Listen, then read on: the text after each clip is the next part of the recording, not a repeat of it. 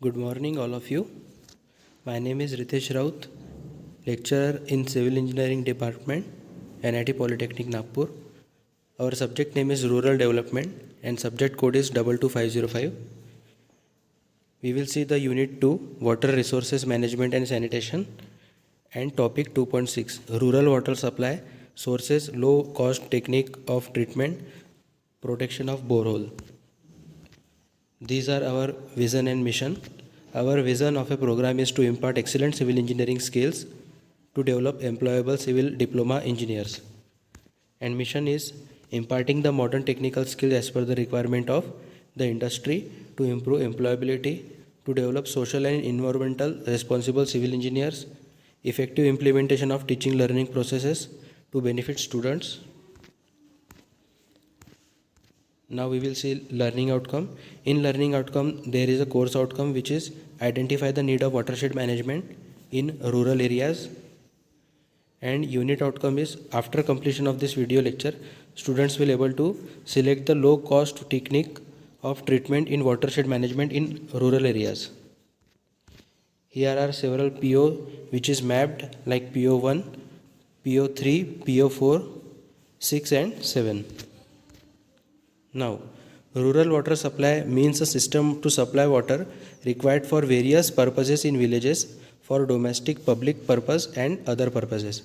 गांव में ग्रामीण भाग में पानी को पहुंचाने का जो सिस्टम काम करता है, जैसे हम नदी की मदद से या फिर किसी तालाब या फिर रेन वाटर हार्वेस्ट करके या फिर गवर्नमेंट की स्कीम से नल के थ्रू अगर पानी जिस तरीके से पहुंचाते हैं पर्पस के लिए, जैसे खेती बाड़ी के पर्पसेस के लिए या फिर गांव में कोई प्रोग्राम होता है, फंक्शंस होते हैं, वहाँ पर जो पानी लगता है या फिर घर घर में ड्रिंकिंग पोर्टेबल वाटर लगता है, तो इस तरीके के बहुत सारे पर्पसेस होते हैं। उनको सेटिस्फाइड करने के लिए जो तरीका यूज़ किया जाता है, सिस्टम यूज़ किया जाता है, तो ठीक है, उसे कहा जाता है रूरल वाटर सप्लाई।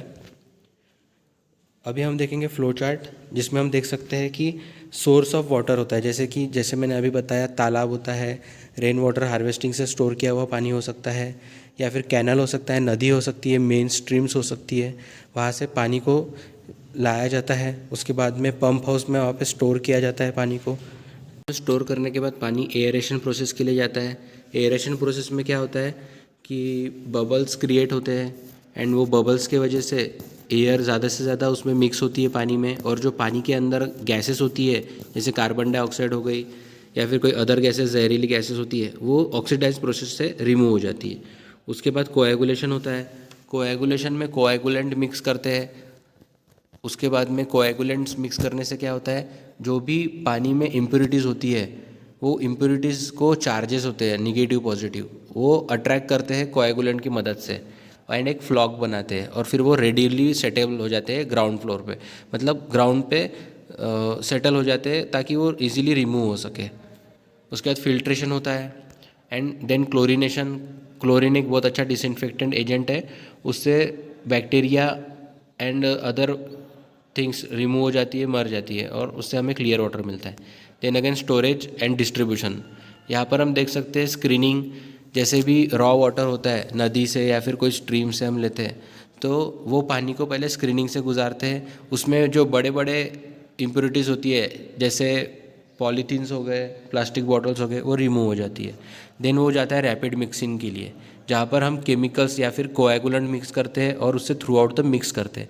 और उसके बाद में फ्लॉकुलेशन में जो भी हमने मिक्स किया है उसकी वजह से जो भी, जैसे मैंने बताया था कि पॉजिटिव और निगेटिव पार्ट आयंस होते हैं, जो भी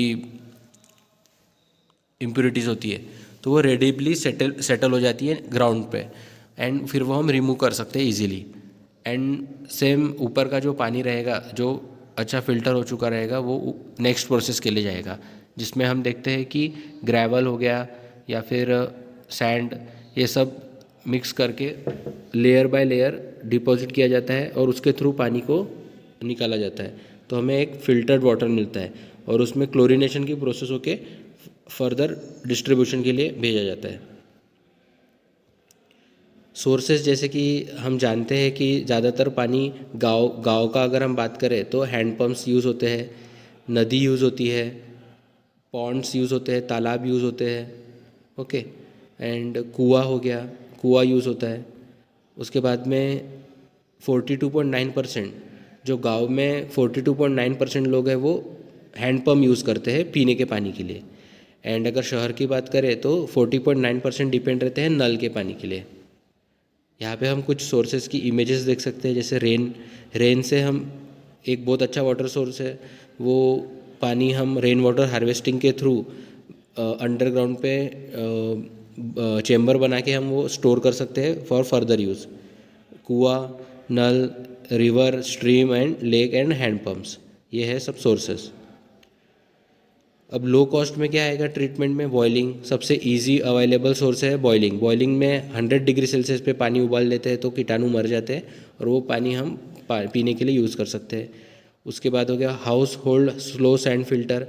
इसमें क्या होता है, रेत होती है और एग्रीगेट होती है, उसकी लेयर से पानी को पास किया जाता है और हमें पोर्टेबल वाटर मिल सकता है। डोमेस्टिक क्लोरीनेशन, हम क्लोरीनेशन कर सकते हैं, जैसे कि हमने देखे। स्टोरेज एंड सेडिमेंटेशन, इसमें पानी को 24 घंटे के लिए रखा जाता है। ग्रेविटेशनल फोर्स की मदद से जो भी इसमें कचरा होता है वो नीचे रेडिबली सेटल हो जाता है और हमें ऊपर पे अच्छा पानी पोर्टेबल मिल जाता है। अब ये यूनिट में हम फोटो देख सकते हैं कि रॉ वाटर यहाँ से पास हो रहा है और यहाँ पे फाइन सैंड की लेयर है और एक नीचे ग्रेवल की लेयर है, चूरी की गिट्टी की, उससे पानी पास होते हैं और हमको क्या मिलेगा? Clear water. अब प्रोटेक्शन ऑफ बोर होल, उसमें है कि बोर होल कवर्ड होनी चाहिए आयरन मेश से। क्यों? क्योंकि बोर होल में अगर हम कोई केमिकल्स अगर हम यूज़ हो रहा है आसपास में, जैसे पेंट हो गया या फिर कोई सॉल्वेंट हो गया, ठीक है, तो वो अगर बोर होल में चला जाए तो वो कंटेमिनेट कर देगा ग्राउंड वाटर टेबल को, या फिर पानी को कंटेमिनेट कर देगा और वही पानी अगर हम पीने के लिए लिए तो हमारी सेहत पे फ़र्क पड़ सकता है। तो जैसे हम देख सकते हैं कि हैज़ार्डस केमिकल्स, पेंट हो गया, सॉल्वेंट्स हो गया, पेस्टिसाइड्स हो गया जो पेस्ट के लिए मारने के लिए यूज़ करते हैं पेस्टिसाइड्स, या हर्बिसाइड्स हो गया जो खेती के लिए हम यूज़ करते हैं कीटनाशक, वो। तो इन सारी चीज़ों से बचाने के लिए हमको वहाँ का प्रोविज़न करना बहुत ज़रूरी है। Borewell shawl be provided with flooring tiles, और स्लोप देना ज़रूरी है फ्लोरिंग टाइल्स, नहीं तो वहाँ पे पानी जमा हो जाएगा और अनहाइजेनिक कंडीशन निर्माण हो जाएंगी। वहाँ पे फंगस लग सकता है, अलगी लग सकती है पानी की वजह से, तो इसलिए हमको प्रोटेक्ट करना है। और borewell shawl B recharge using rain water harvesting, जैसे बरसात का पानी आता है छतों से बहता हुआ, तो वो पानी का जो आउटलेट है वो हम बोरवेल में देख सकते हैं ताकि ग्राउंड वाटर टेबल रिचार्ज हो सके। यहाँ पे हम इमेज देख सकते हैं कैसे आयरन मेश से प्रोटेक्ट किया गया हुआ है। यहाँ पर देख सकते हैं कि रेड कलर में आपको ब्रिक वर्क दिखेगा, ठीक है, उसको प्रोटेक्ट करने के लिए। उसके बाद में नीचे पंप है, ग्रेवल पैक है। ग्रेवल पैक इसलिए दिया गया हुआ है कि जो हम रेन वाटर पानी नीचे छोड़ेंगे वो धीरे धीरे वाटर टेबल में, ग्राउंड वाटर टेबल में या फिर एक्वीफर में जमा हो सके। तो इससे हमने आज सीखा कि flow chart of rural water supply scheme, low cost technique of treatment, preventive measures to protect the borehole and rural sanitation and necessity. Assignment number 6 इसमें रहेगा आपका state rural water supply scheme and draw the flow chart of rural water supply scheme. फिर state the various sources of drinking water in rural areas, state the various low cost water treatment techniques, write a short note on protection of borehole and explain slow sand filtration. Thank you.